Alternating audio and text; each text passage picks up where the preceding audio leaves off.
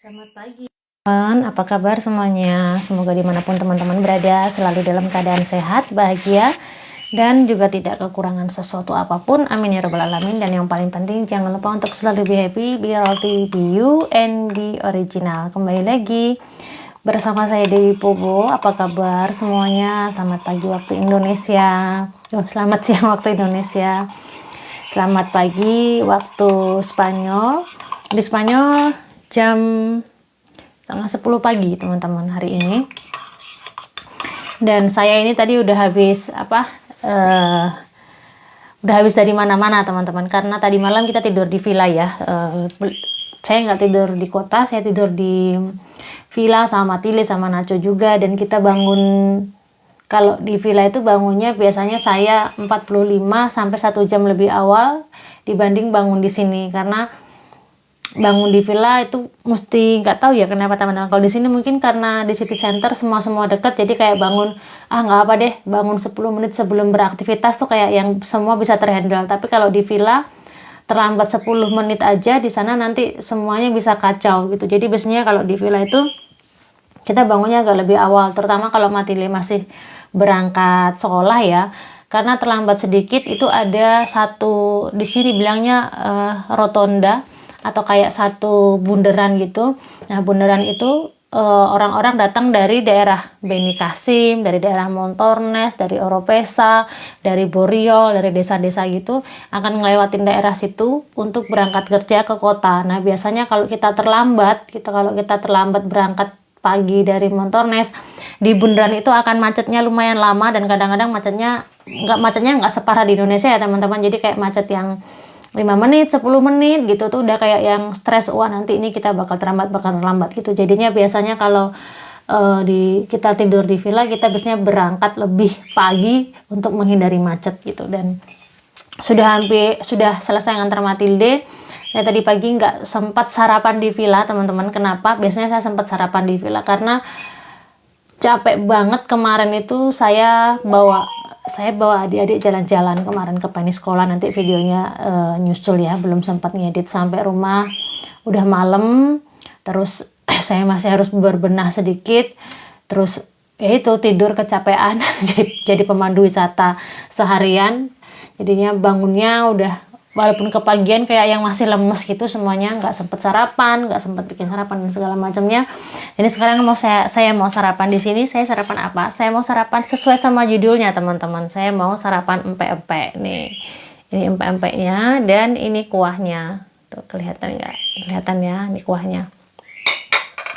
Terus minumnya saya minum teh tarik teman-teman. Ini teh tariknya. Udah saya minum tinggal separuh.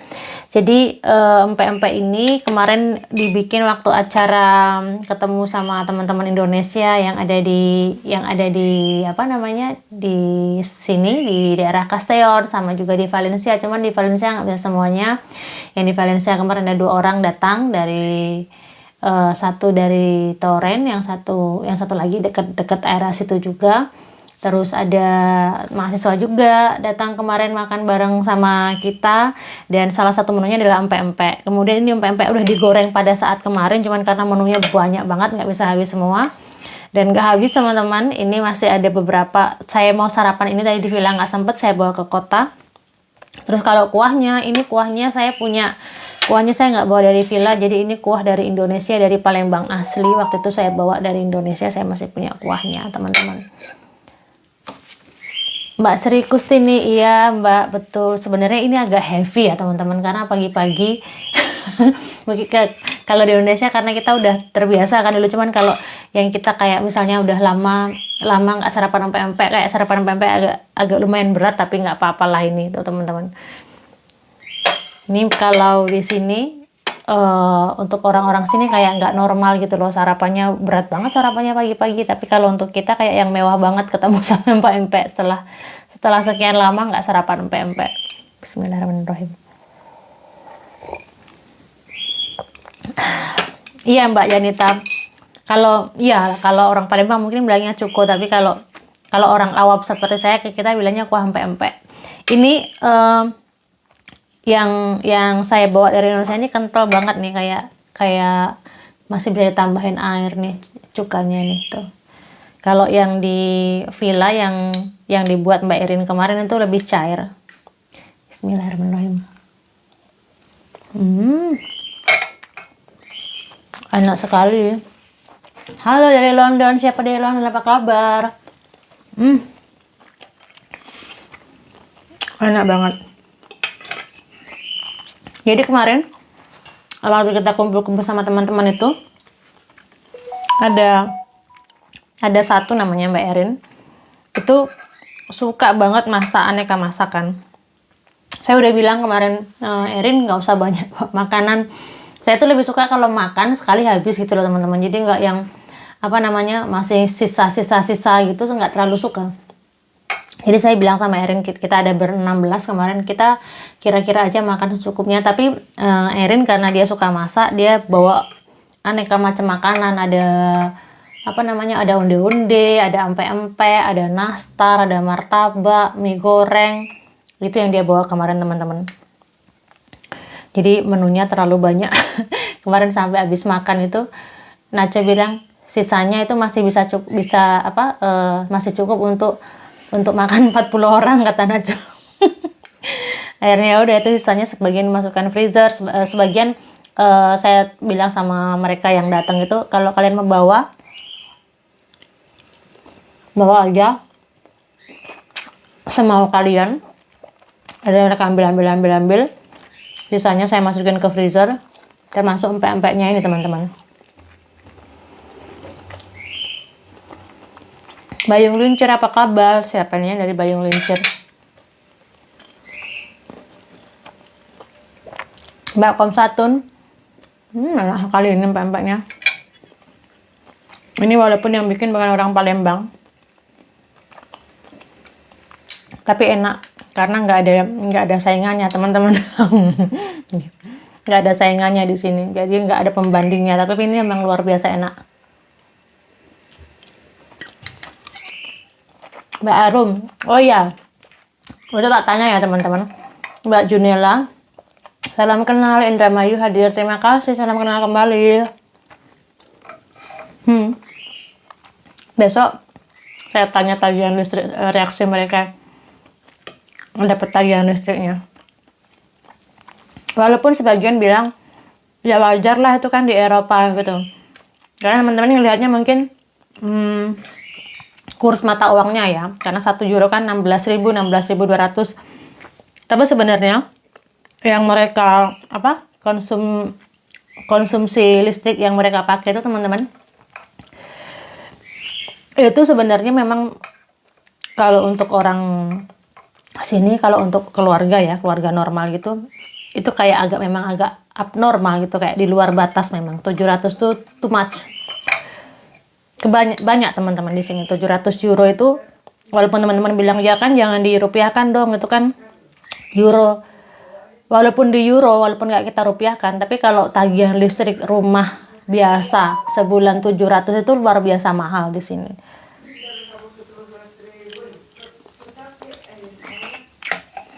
Karena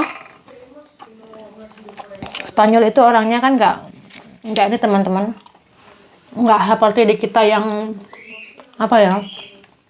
mungkin ada kayak fenomena yang muncul di masyarakat kita yang hidup bermewah-mewah, berfoya-foya, jor-joran tuh jadi satu style hidup mungkin di sebagian orang gitu. Tapi kalau di sini mereka tuh kayak yang konstan hidupnya, yang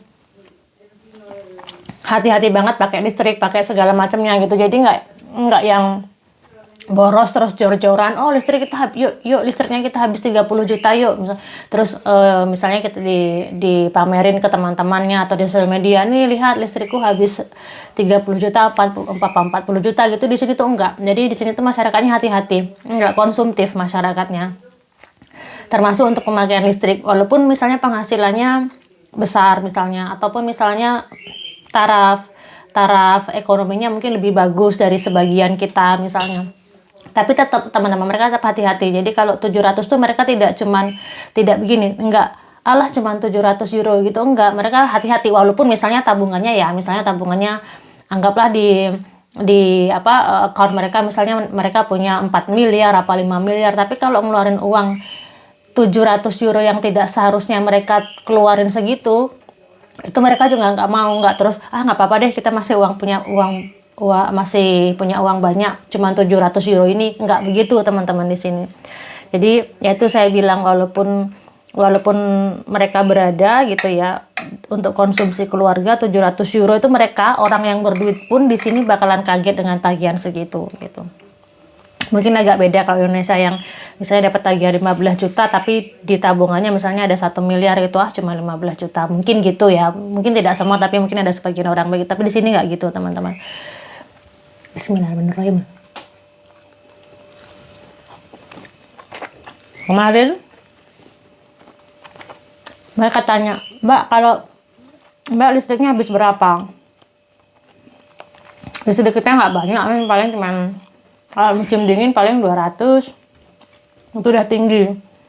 Cuman kalau musim panas memang kita ngeluarin itu agak lebih banyak. Di villa ya, di sini hampir kan kalau Juli Agustus kan hampir kita bilang rumah ini kosong, nggak ada yang pakai.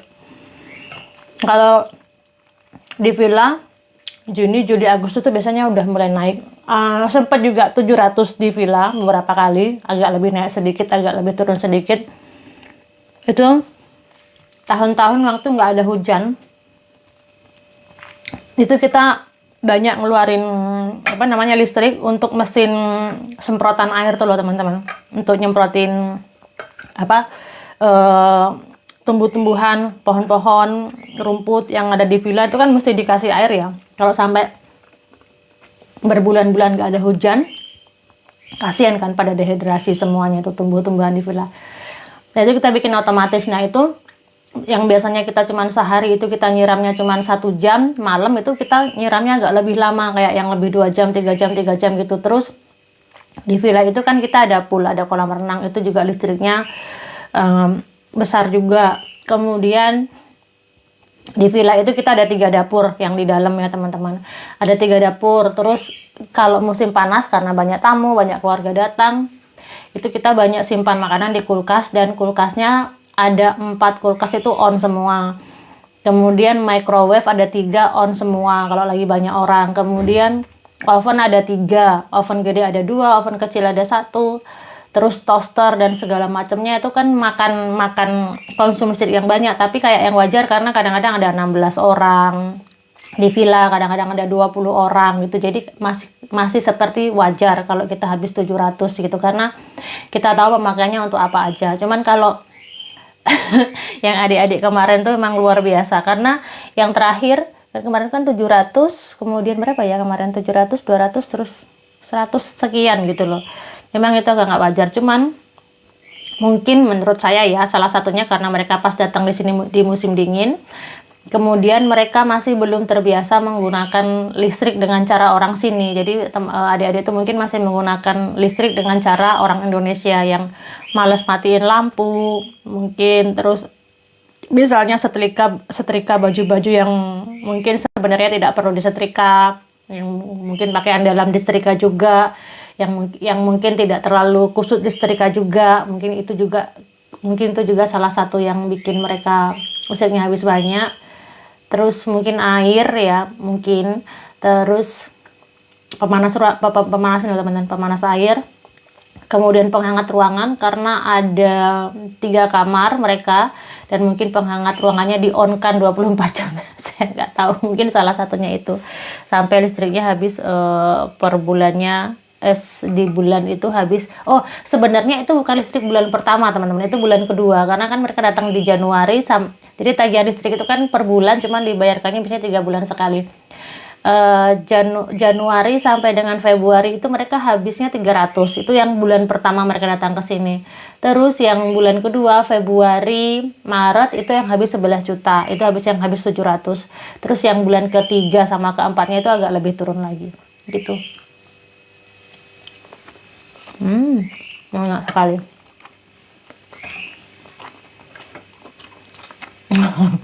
Iya Mbak Niliani, saya deket sama Wahyu. Anaknya apa ya, nggak pemalu Wahyu itu. Sebenarnya yang perempuan-perempuan juga nggak pemulung, cuman Wahyu itu kayak lebih isi goyang sekali anaknya. Yang saya suka dari dia, dikasih apapun dia tuh nggak nolak. Wahyu itu. Jadi gampang gitu. Gampang, kayak kita nggak khawatir kalau kita ajak kemana-mana, kita nggak perlu mikir nanti Wahyu kalau makan ini mau apa nggak ya, gitu tuh nggak mikir. Jadi anaknya isi goyang banget. Di sini saya nggak selalu bikin video tentang dia, tapi Wahyu itu sering datang ke rumah ke sini, kayak misalnya yuk apa yang lainnya juga sering tawarin, gak cuma Wahyu aja. Cuman kalau yang perempuan tuh dia banyak tugas kuliah karena mata kuliahnya mereka ambil kan beda-beda, terus beban SKS-nya juga beda-beda. Kalau Wahyu beban SKS-nya lebih sedikit. Dan memang kalau ngerjain tugas kuliah itu antara cowok sama cewek kan beda. Kayak misalnya cewek itu butuh waktu 3 jam, mungkin cowok cuma butuh waktu 1 jam. Kayaknya nggak tahu kenapa ya teman-teman, kayak lebih cepat gitu loh. Jadi kalau saya bilang yuk ajak teman-teman ke sini, misalnya makan gorengan atau saya bikin apa gitu, Mbak yang lainnya lagi ngerjain tugas, yang lainnya lagi online daring gitu loh, belajar online gitu. Wahyu datang ke sini. Itu nggak yang misalnya datang makan selesai langsung pulang gitu, nggak. Dia bisa sampai 3 jam 4 jam gitu di sini, kayak yang main piano sama Matile, main sama Matile, ngobrol segala macam gitu. Anaknya memang kayak keluarga lah, kayak adik sendiri. Yang lainnya juga, cuma yang lainnya itu waktunya agak lebih terbatas. Terima kasih. Iya Mbak Aminah, nggak asinan dan juga tapi tahu diri gitu, anaknya sopan, anaknya baik.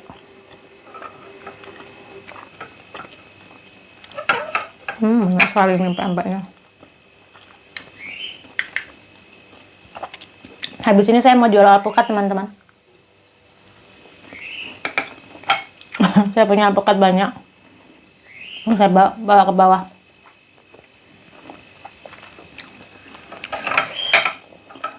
Habis jual alpukat mau kerja sebentar, ngerjain project. Lalu nanti sore nggak tahu ngerjain project, kayaknya saya seharian penuh bakal ngerjain project karena banyak yang mesti dilihat. Nanti sore jam 7 Matile ada show teman-teman. Matile mau show piano hari ini. Jadi sepertinya Mbak Ami, Mbak Lasmiatun, hari ini saya akan tidur di sini, akan tidur di Aseon karena Matile mulai acaranya jam 7:30. Mungkin akan selesai atau mungkin jam 9 atau 8:30 nanti rencananya. Sama Nacho saya udah bilang sama dia, habis show-nya Matile kita mau ajak Matile untuk makan malam di luar untuk merayakan dia show di sekolah. Gitu. Ada nenek.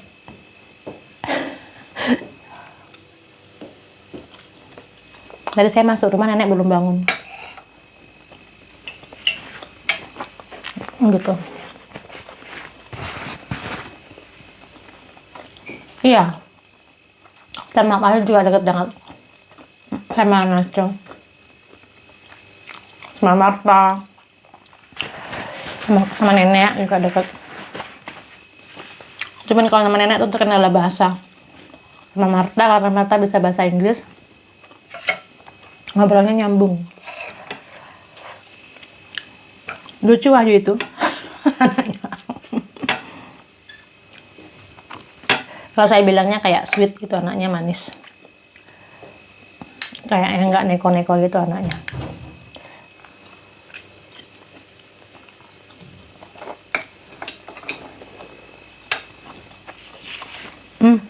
Hari ini saya kemarin janji hari Minggu saya ditelepon nenek minta diantar, hari ini lupa saya. Minta diantar ke salon kuku untuk motong kuku. Terus saya bilang sama nenek, tak potong aja nek, mau nggak gitu. Kalau kamu ada waktu, dia bilang, aku mau dipotong kukunya. Jadi nanti sebelum ngerjain project mungkin saya mau nenek seliwar mau motong kuku kakinya nenek dulu sebentar.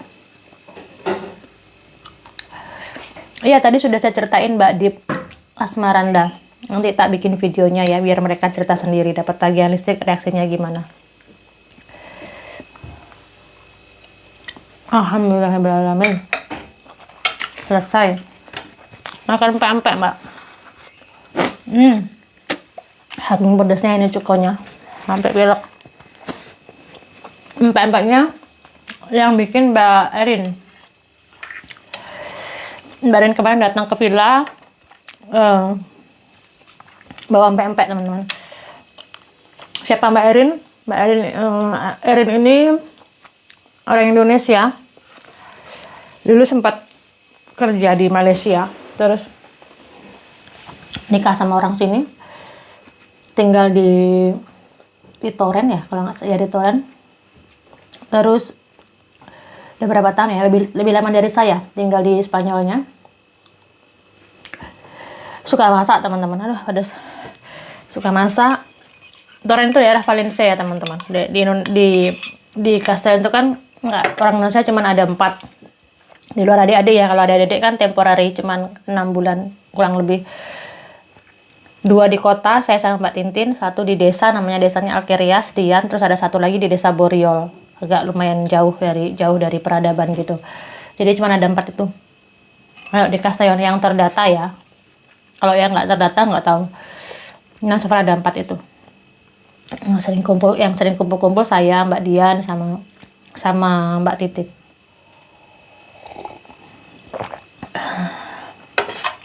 Kalau di Valencia, karena itu kota besar, lebih banyak orang Indonesia. Di samping misalnya nikah sama orang luar, baik itu suaminya ataupun istrinya, banyak juga yang kerja, teman-teman. Karena di Valencia itu ada 1 port yang merupakan port yang important juga, penting juga, di kayak gerbang masuk barang-barang dari salah satu gerbang masuk barang-barang dari Asia atau dari Amerika. Jadi di sini tuh ada 3 port besar yang terkenal. Satu di yang port pertama yang terkenal itu yang ada di Valencia, kemudian ada di Barcelona, kemudian ada 1 lagi di Algeciras di Cadiz, teman-teman. 3 port ini. Nah, biasanya kalau yang kota-kota yang banyak portnya, yang banyak kapal-kapal gitu, biasanya itu banyak orang Indonesia di sana, karena banyak orang Indonesia, terutama laki-laki, yang kerja di kapal, teman-teman. Nggak cuma di kapal pesiar ya, mungkin teman-teman kayak yang barangkali teman-teman melihatnya, kalau orang Indonesia berarti kerja di kapal pesiar. Tidak selalu. Di sini banyak juga orang-orang Indonesia yang kerja di kapal barang, atau kalau nggak di kapal penangkapan ikan. Di sini juga banyak gitu. Jadi kayak lebih, kalau di kapal pesiar mungkin ada sekolahnya kan, mungkin ada kursus untuk kerja di kapal pesiar. Tapi kalau yang untuk di kapal barang, kapal ikan tuh kayak lebih kayak pekerja, mohon maaf mungkin kalau bahasanya mungkin dibilang pekerja dalam tanda petik, pekerja kasaran gitu loh, teman-teman. Jadi kayak yang nggak perlu pendidikan yang tinggi-tinggi gitu, enggak, karena misalnya bantu nangkap ikan segala macamnya gitu. Di sini banyak banget, dan di sini bukan dianggap sebagai pekerja kasaran. Di sini tetap ya seperti pekerja biasa. Dan kenapa banyak orang Indonesia yang kerja di situ? Salah satu trik di sini, orang-orang di sini, perusahaan-perusahaan besar di sini, untuk menekan kos. Jadi saya ngobrol pempek, jadi ngobrolin karyawan. Jadi karyawan kapal ya, teman-teman. Mereka itu pengen nekan kos, karena kalau pekerjanya semuanya diambil dari Spanyol ataupun diambil dari Eropa atau negara-negara lain lah, misalnya yang UMR-nya tinggi, itu mereka akan bayar karyawan lebih tinggi gitu. Tapi kalau mereka ambil pekerja dari Indonesia misalnya, kemudian banyak dari Indonesia, dari Filipina juga banyak, Vietnam juga banyak. Biasanya 3 negara ini sih yang banyak di sini, teman-teman. Thailand 4, Thailand juga ada. Itu upah pekerjanya sedikit gitu loh. Jadi mereka bisa menekan biaya operasional untuk perusahaan mereka. Misalnya kalau untuk mereka ambil 1 nelayan untuk nangkap ikan di laut itu loh, di kapal besar, tapi ya misalnya di sini dibayar misalnya 1.000, anggaplah 2.000 gitu ya, atau sekitar mungkin 32 juta gitu. Nah, itu kalau untuk 1 orang ya, untuk hire 1 orang. Sementara itu kalau untuk membayar orang Indonesia mungkin itu bisa untuk 2 orang. Misalnya 1 orang dibayar 1.000 atau 1.200 gitu kan, jauh lebih murah bayar mereka. Jadi kalau misalnya mereka punya 1.000 orang yang kerja untuk nangkap ikan, orang Indonesia itu mungkin mereka bisa nekan kosnya separohnya gitu loh. Tapi kalau misalnya mereka pakai orang sini gajinya lagi lebih mahal. Sebenarnya agak nggak adil karena pekerjaannya sama.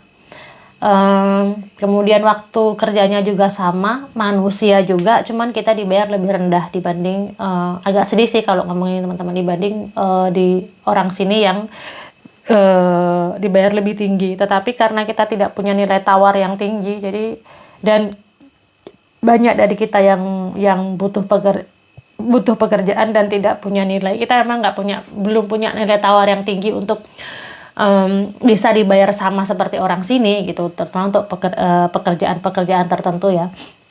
Itu yang mengakibatkan mereka ya kayak yang mungkin di kita dapat gaji 16 juta kan sudah lumayan ya gitu.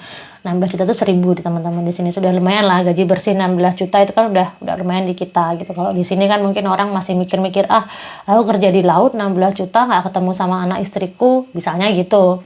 Jadi kalau gitu aku mau bayarnya lebih tinggi gitu. Mereka punya nilai tawar, kalau kamu mau bayar aku tinggi aku berangkat, kalau nggak mau bayar aku nggak berangkat gitu. Mungkin kalau di kita kayak yang oke lah nggak apa-apa lah, jauh dari anak istri, prihatin dulu 2 tahun 3 tahun gitu kan biasanya alasan kita. Jadi salah satunya yang membuat kita tidak punya nilai tawar yang tinggi ya itu teman-teman. Anyway, udah selesai sarapannya. Terima kasih Mbak Tuti, Mbak Ispuja Herman, waalaikumsalam dari Cianjur, salam kenal kembali Mbak. Teman-teman sudah selesai sarapan, sekarang saatnya saya ke bawah, saya mau jual alpukat, habis itu saya mau potong kukunya nenek, habis itu saya mau ngerjain project saya, habis itu we'll see kalau bisa selesai project, kayaknya seharian saya mau kerja ngurusin project, dan nanti sore ke show-nya Matilde mau ada show piano, dan setelah itu kita sepertinya akan istirahat di sini nanti malam, mungkin besok baru akan kembali lagi ke villa gitu. Tak barusan dijelasin kenapa pengendalian Indonesia rendah. Barusan saya jelasin kalau misalnya jenengan ikut nanti di rewind dari belakang, dari mungkin sekitar 3 menit yang lalu itu udah saya jelasin kenapa gajinya rendah. Oke, nanti saya sampaikan ke Matilde dan mohon doanya teman-teman, mudah-mudahan nanti acaranya Matilde sukses nanti sore. Matilde so far kalau misalnya dia mau naik panggung tuh so far dia nggak demam panggung anaknya, jadi kayak relax, cuman kita nggak tahu ya, namanya juga anak-anak mungkin moodnya berubah dan segala macamnya. Mudah-mudahan juga nanti sore lancar acaranya Matilde. Maturnuwun teman-teman, nanti insya Allah kalau ada waktu siang nanti saya live lagi bareng Matilde. Terima kasih, selamat beraktivitas, assalamualaikum, bye.